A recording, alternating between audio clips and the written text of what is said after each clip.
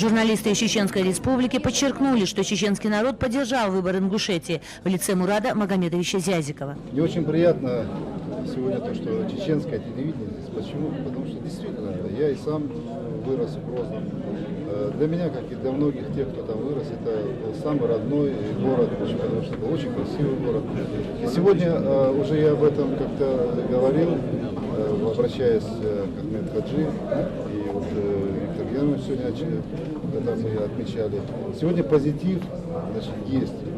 Сегодня федеральный центр очень многое делает. Но все это надо нам вместе еще раз объединить усилия субъектов федерации, особенно ближних, особенно братской Ингушетии, с тем, чтобы сегодня быстрее решить вопрос воссоздания рабочих мест, восстановления республики, разрушенного, обеспечения безопасности.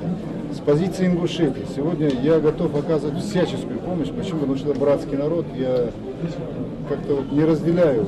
Я считаю, что это братский народ, и беда прошла, а беда она приходит, ее надо делить общими усилиями. Сегодня я действительно рад, что есть чеченское телевидение, и что сегодня есть корреспонденты такие хорошие, что сегодня мы сможем принародно обсуждать наши проблемы, и большие надежды, что в Чеченской Республике воцарится мир. Почему? Потому что вот сегодня я очень хочу призывать, сегодня интервью тоже сказал об этом, средства массовой информации, не надо создавать образ чеченцев, что они только воевать умеют, что они там, дескать, только привыкли там находиться в экстремальной ситуации. Нет, это очень мирный, добрый, самобытный народ, который соскучился по работе, который соскучился по мирной жизни. Поэтому сегодня и средства массовой информации надо показывать, какие там прекрасные башни, какие там добрые традиции, какие там хорошие законы.